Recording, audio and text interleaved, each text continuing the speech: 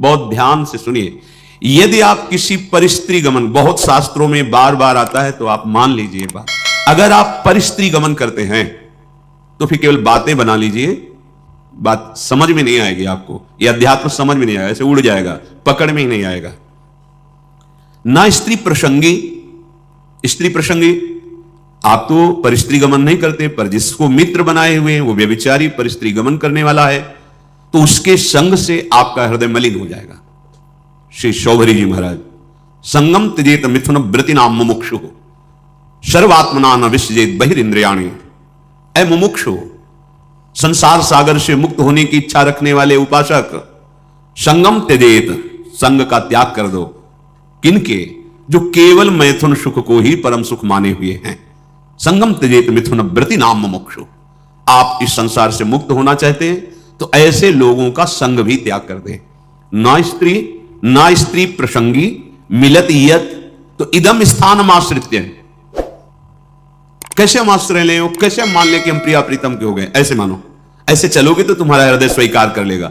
तुम अगर गंदे आचरण करोगे तो केवल बातें रहेंगी, हृदय स्वीकृत नहीं होगा प्रिया प्रीतम के चरणारविंद की शरणागति से, तो फिर निर्भय, निश्चिंतता, निशोकता आ ही नहीं सकती। अगर नहीं आ रही तो आप में कहीं ऐसी त्रुटियां हैं, उनको सुधारिए। श्रीपाद कह रहे हैं सर्वम द्वंद्वातीतोत्र। ये जो प्रिया प्रीतम के चरणारविंद की निश्चिंत बेपरवाह करने वाली स्थिति है, ये आती है द्वंद्वातीत होने पर। द्वंद्व, शत्रु मित्र, मान अपमान, निंदा स्तुति, हर्ष शोक, जय पराजय, ये सब द्वंद्व के अंतर्गत आते हैं, जन्म मृत्यु आदि। अगर आप श्री वृंदावन का आश्रय लेकर ये सावधानी करते हैं कि अपने चित्त से चिंतन राधा राधा राधा, कोई पद गाए, वृंदावन की परिक्रमा का चिंतन, यमुना जी का चिंतन, सत्संग का चिंतन, रसिकों का चिंतन, यहां की किसी एक लता को अपने नेत्र में बैठा लो, रोज उसको प्रणाम करो, मन से आलिंगन करो, दर्शन करो, कहीं भी हो, एक लता आपको प्रिया प्रीतम की प्राप्ति करा देगी। वृंदावन की लता सम कोटि कल्प तरुणाई। बड़े भाग्य, अहो भाग्य। बात मान लो, बस सच्ची बताना, आपका चित्त संसार का चिंतन करता है या प्रभु का? सच्ची बताना। अपने तो घर के हैं, ऐसे पूछा, उनका संसार का, तो हम खोपड़ी के बल खड़े होकर समझाएं तो भी समझ में नहीं आएगा आपकी। क्यों नहीं समझ में आएगा? चित्त का चिंतन संसार का हो रहा है तो भगवान को कैसे जान जाओगे? संसार के चिंतन से रहित जो चित्त होता है उसको जानना नहीं पड़ता, भगवान खुद परिचय दे देते हैं। सोई जाने जेहि देहु जनाई। भगवान क्या है, भगवान कैसे हैं, भगवान का कैसा ये संसार रूप है, भगवान की कैसी दिव्य लीला है, ये सब स्वयं जगत गुरु भगवान आपके हृदय में बता देंगे। आपका कार्य है एकमात्र भगवान की आज्ञा पालन करना। भगवान की आज्ञा है मेरा अनन्य चिंतन तुम करो और बेपरवाह हो जाओ। जो तुम्हें कर्तव्य कर्म मिला उसे करो और मेरा नाम जप करो, अनन्य चिंतन करो। मैं योगक्षेम देख लूंगा, मैं तुम्हें संसार समुद्र से पार कर दूंगा, मैं तुम्हारे सारे पाप नष्ट कर दूं। ये भगवान के वचन है। आप ऐसे वृंदावन की एक लता का चिंतन करने से भगवत प्राप्ति हो जाएगी। आप करो, देखो तो। ये लता जानते हो, बड़े बड़े परमहंसों के द्वारा वंदनीय पूज्य जो प्रेम रस में डूबे हुए महापुरुष, वो श्री जी की सेवा के लिए यहां खगमृग पशु पंछी लता बने हुए, मलिन नेत्र है इसलिए हम नहीं जान पा रहे। द्वंद्वातीतोत्र, बिना द्वंद्वातीत स्थिति हुए आप प्रभु के आनंद को नहीं प्राप्त हो सकते। अनुकूल मिला तो हर्षित हो गए, प्रतिकूल हुआ तो शोकित हो गए, जय हुई तो ढोल बज रहे हैं, पराजय हुई तो निराश हो, एक वही स्थिति है। भगवदानंद जानने के लिए पहले द्वंद्वातीत होना अनिवार्य है। निर्द्वंदो भवति, ये भगवत चिंतन परायण अंतःकरण में ही ये भागवतिक तत्व का अनुभव होता है। जैसे निर्मल जल, शांत जल तो नीचे की वस्तु दिखाई देती है, ऐसे ही जो आत्म तत्व से प्रकाशित हो रहा है अंतःकरण, उसी के बल से आप वहां तक दृष्टि पहुंच जाएगी जो अपना स्वरूप है, जो मैं है। अध्यात्म को बातों से नहीं जाना जाता, निरंतर चित्त की स्थिति को जहां जानना है वहां लगाना है। संसार से चित्त हटाए बिना प्रभु को जान नहीं सकते, पक्की बात समझ लो। फिर जानना नहीं पड़ेगा, वो तुम्हारे हृदय में बैठे मिलेंगे। जा ही न चाही कबों कुछ, क्योंकि चाह ही चिंतन कराती है संसार का। जब कोई चाह ही नहीं, चिंतन ही नहीं संसार का, न सोचती न कांक्षती, तो ब्रह्मभूता ब्रह्मभूत हो गए। प्रसन्न आत्मा, अखंड प्रसन्नता जागृत हो गई। कंदादि भीर परवशै कल्पयन देह वृत्तिम, निरपेक्ष भाव से शरीर से भी रहेंगे, इसकी भी कोई परवाह नहीं। चित्त से तभी चिंतन अखंड बनेगा। देह चिंतन, देह के निर्वाह का चिंतन आराध्य देव पर, जो हमें उपासना या कर्म कर्तव्य मिला है उसे दृढ़ता पूर्वक करते हुए भगवत स्मरण परायण, जो मिल जाए भगवत इच्छा से, देह पालन हेतु, वो वस्त्र, वो भोजन, विलासिता का भाव अंदर नहीं होना चाहिए, जैसे प्रभु रखें, तो अत्युज्वल भाव आपके हृदय में प्रकाशित हो जाएगा। एक एक शब्द समझो, अगर आप ऐसे चलोगे तो भावे नात्युज्वले नात्मनि मधुरतरे निस्य राधा पदाब्ज, जिसकी चाह है वो बात बन गई। कैसे बनेगी? किसी भी स्त्री की तरफ काम भाव से मत देखो, चरणों की तरफ देखो, निकल जाओ। ज्यादा मनमानी करोगे तो ये जीवन व्यर्थ चला जाएगा। ऐसे लोगों की संगोष्ठी में मत बैठो जो वासना को जगाते हैं और वासना को बढ़ाते हैं। श्रीधाम वृंदावन का आश्रय लेकर रसिकों की बताई पद्धति से उपासना, तो अपने आप द्वंद्वातीत होते चले जाएंगे, क्योंकि उपासना आपको सहनशीलता प्रदान करेगी। सहनशील व्यथित नहीं होता, बहुत संपत्ति आ जाए तो भी उदासीन रहता है। जाना है यार, कुछ नहीं जाएगा, क्यों फूल रहे हो? सब कुछ नष्ट हो गया, जाना है, क्यों शोक कर रहे हो, क्यों भूल रहे हो? अपने पास तो अक्षुण्ण संपत्ति है, अविनाशी सी श्यामा श्याम, क्यों शोक करते हो? यहां सब कुछ जाना है। इतना सुंदर विवेक रहता है कि वो सहनशील महात्मा द्वंद्वातीत हो जाता है। चाहे कोई गृहस्थ में हो, चाहे विरक्त में हो, महात्मा एक स्थिति है का नाम है। जो महात्मा है वो एक स्थिति है, साधुता एक स्थिति का नाम है। जैसे प्रधानमंत्री एक पद है, ऐसे साधुता एक स्थिति का नाम है, वेश मात्र को नहीं।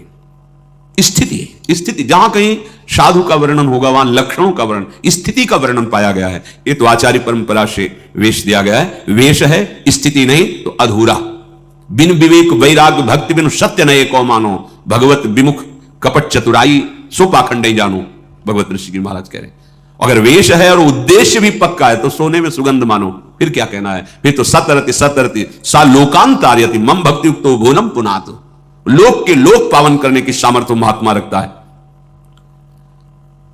हम देह को बहुत दुलार करते हैं, इसी के भरण पोषण में, इसी की चिंता में। देख लो, आप देखो, इसी की चिंता में, इसी के भोगों में, इसी के संग्रह में, तभी हम द्वंद्वों पर विजय प्राप्त नहीं कर पाते। यदि हम भगवत चिंतन परायण हो तो इतना सुंदर विवेक जागृत हो जाता है, हर द्वंद्व में वो सम रहता है। स्तुति में, प्रशंसा में, निंदा में, अपमान में, चाहे जैसी परिस्थिति हो, इतना सुंदर विवेक रहता है, वो अपने को बचा लेता है, उसमें फंसने नहीं देता। तो क्या स्थिति आती है? ऐसे उपासक बोले अत्युज्वल, मधुर से मधुर, चित्त में श्री राधा चरणारविंद का प्रकाश, ये परम लाभ। यत पाद पद्म नक्षचंद्र मणिच्छटाया, ऐसी अद्भुत छटा प्रेम की विकलता आ जाए तो द्वंद्वम वृंदावनांतर्गमय दिन निशा नित्य तन्नाम जापी। आहा, श्रीपाद कह रहे हैं यदि आप, अब देखो जो ऊपर बताया कि इस पर आपको सावधान रहना है, तो इस पर हमारे पास बल नहीं है कि हम रोक सके, तो कह रहे हैं नित्य निरंतर तन नाम, उनका नाम जप करो। किनका? जिनका वृंदावन है, राधा राधा राधा। द्वंद्वम वृंदावनांतरगमय दिन निशान नित्यम तन नाम जापी। क्या परेशानी? राधा राधा राधा राधा। ना तो पवित्रता अपवित्रता का कोई, ना कोई ऐसा कि इस समय नहीं, इस समय, हर समय श्रीपाद कहे दिन निशा, रात दिन, नित्यम तन नाम जापी। जो तन नाम जापी है वो न स्त्री प्रसंगी मिलती, यद इदम स्थानमाश्रित सर्व। वो साध्य साधन से, वो काल के भय से, तीनों तापों के भय से, पाप पुण्य के बंधन से, हृदय के अंधकार का नाश करके दिव्य ज्ञान प्रकाशित, समस्त द्वंद्वों पर विजय, ये सब प्राप्त हो जाता है। अच्छे से समझ लो, वृंदावनांतर्गमय दिन निशा नित्य तन नाम जापी। रात दिन वृंदावन में जिनकी जय घोष होती रहती है, महारानी जो राधा राधा राधा राधा राधा, लालजू के हृदय का आह्लाद, प्रेम मूर्तिमान शांद्रानंद घन प्रेम मूर्ति किशोरी, राधा राधा। मान लो सब स्थितियां आपके हृदय में आ जाएंगी। अब बातें केवल करो और नाम जप ना करो, धाम चिंतन सत चिंतन न करो, फिर ये स्थिति कहां से आएगी? जहां चिंतन करते हो वही दशा आएगी आपके अंदर। विषयों का चिंतन करते हो तो विषयों की दशा आएगी। विषय नाशवान, परिवर्तनशील, शोक में, दुखालयम में दुख ही तो है। तो यही आपको प्राप्त हो रहा है। बचना चाहते हो इससे, चिंतन करते हो वही जिससे आपको ये दुख प्राप्त हो। चिंतन बदलो, आचरण बदलो, लक्ष्य आपका दृढ़ हो। असत नहीं सत, असतो मां सदगमय। जो हम असत शरीर असत व्यवहार में हैं, अब हमारी यात्रा सत की होगी, सच्चिदानंद की होगी। श्री विदुर जी महाराज धृतराष्ट्र जी को उपदेश करते हैं। नवद्वारमिदं वेश्म त्रिस्थूणम पंच साक्षिकम क्षेत्रज्ञाधिष्ठितम विद्वान यो वेद स परः कवि। हे महाराज धृतराष्ट्र, आंख, कान आदि ये 9 द्वार वाला जो देह है, शतोगुण, रजोगुण, तमोगुण रूपी खंभों से ये स्थित है, अर्थात त्रिगुण के द्वारा ही इसकी रचना हुई है। 5 ज्ञानेंद्रियां विषयों को भोगने वाली हैं, परिचय कराने वाली। आत्मा राजा की तरह विराजमान है। इस महल में 9 द्वार वाले राजा की तरह आत्मा विराजमान है। अब मंत्री बड़े बेईमान हो गए, गलत सलाह देने लगे। बुद्धि, मन, ये मंत्रणा का परिकर है। जैसे राजा को लुभायमान करके दस्तखत करवा ले, ऐसे ही मन बुद्धि हमको बार बार पढ़ो, ये भोग लो, ये देख लो, ये खा लो, ये सूंघ लो, ये ऐसा करो, ऐसा करो, बड़ा सुख मिलेगा। हम राजी होते चले गए और हम फंस गए। अब अपने आप से अपने आप का उद्धार करो, भगवान जो कह रहे हैं। अब होश में हो जाओ, तुम्हारे सलाहकार गलत हैं। जांच कैसे करें? संत सदगुरुदेव की वाणी, शास्त्र वाणी, इससे जांच करो कि हमारे सलाहकार सही सलाह दे रहे हैं या गलत। महाराज यदि तुम ऐसा नहीं करोगे तो तुम्हारा ये पतन करवा देंगे, तुम्हारी बुद्धि, तुम्हारा मन। वही ज्ञानी है जो तत्व से ये बात जानता है कि शरीर एक घर मात्र है, मैं नहीं हूं। ये इंद्रियां सेवक हैं, ये मैं नहीं हूं। ये मन बुद्धि सलाहकार हैं आपके, आप नहीं हैं। पर आप कभी ऐसा नहीं देखते। आप शरीर को मैं देखते हैं, मन इंद्रियों को मैं में मिला लिए हैं कि मैं खा रहा हूं, मैं देख रहा हूं, मैं भोग रहा हूं, मैं चल रहा हूं। चाहे कर्मेंद्रीय विषय हो, चाहे ज्ञानेंद्रीय विषय हो, चाहे अंतःकरण, आप उसे मैं से लिए हुए हैं। तो वही ज्ञानी है जो इस बात को तत्व से जानता है। विदुर जी महाराज कह रहे हैं, जो कोई भी नशा करेगा, मत्तः, शराब पीना, गांजा पीना आदि आदि जो नशे हैं, नहीं भाई। देखो, भगवान का प्रसाद जिसे कहा जाता है, उस सर्व दुखों का हरण करने वाला है। और भगवान का प्रसाद, भगवान का नाम, भगवान का उच्छिष्ट प्रसाद जो हमारे हृदय के पापों का नाश करके प्रसन्नता प्रदान, प्रसादे सर्व दुखा नाम हा निरस्य उपजाए। प्रसाद का मतलब ये नशा नहीं है। जो करते हो हम प्रणाम करते हैं, पर हमारा शास्त्र कहीं ऐसा किसी भी उपासना में किसी भी उपासक को आदेश नहीं करता। सिद्ध पुरुषों की बात अलग है। जैसे भगवान शिव हलाहल जहर पिए, तुम 1 बूंद पियो मर जाओगे। एक महात्मा थे, 10 तोला संख्या रोज खाते थे। पूज्यपाद उड़िया बाबा ने सुना उनका, ऐसा कैसे हो सकता है? अरे 1 तोला में 10-5 मर जाए, अभी 10 तोला। बोले महाराज झूठ बात नहीं, वो रोज शाम के 4 बजे पाते। बाबा गए उनके यहां तो पूछा, तो उन्होंने मुस्कुरा के कहा, हाँ पाते। 10 तोला संख्या आप कैसे पा जाते? बोले शाम के 4 बजे बैठना, सिलबट्टा में डाला धतूरा संख्या जहर, पीसा, खप्पर में धोया, पी गए। बोले हमारा रोज का आहार है ये। हमें महापुरुषों का वही अनुकरण करना है जो उनके उपदेश से मिलता हो। कोई भी नशा, यहां देखो धर्मराज के साक्षात स्वरूप है, कोई भी नशा करने वाला तत्वबोध को प्राप्त नहीं होता। जो तत्वबोध को प्राप्त हो गया है उसके ऊपर कोई नियम नहीं है। जैसे आद्य गुरु भगवान शंकराचार्य जी आगे जा रहे थे, पीछे शिष्यजन जा रहे थे, पता नहीं क्या भाव आया, मछलियां उठाई, ऐसे बिक रही थी, ऐसे उठाए खा लिया। जब देखा गुरुजी ने खा लिया तो 4 शिष्यों ने नहीं खाया और शिष्य ने आगे जा रहे थे तो भ्रमण ही करते थे, तो कांच गलाया जा रहा था, खप्पर में खोलता हुआ कांच ले पी गए। जिन्होंने नहीं पिया तो वहां भी नहीं पिए। जो पिए थे, वो जो मछली पाए थे, उनसे कहा पियो। कांच कैसे पिएंगे, मर जाएंगे, तो मछली क्यों खा ली? जो नहीं खाए थे उनसे कहा आपने क्यों नहीं खाया जब हमने खाया? उनका प्रभु आपने आदेश नहीं किया। ठीक, आपने क्यों पा लिया? बोले आपने पाया तो हम पी तो रहे हैं, गलाया हुआ कांच पी ना पिए। ऐसे किया तो जीवित मछलियां निकल पड़ी, सिद्ध योगी प्रवाहित कर दिया नदी। आप वो तो लीवर में जाकर पचने लगी। हमें वो अनुकरण बात नहीं करनी जिसका वो आदेश न कर रहे हो। उनके उपदेश से जो उनके आचरण मिले, शास्त्र सम्मत बात है, महापुरुषों के जो आचरण उनके उपदेश से मिले, बस वही अनुकरणी है। वो क्या कर रहे हैं?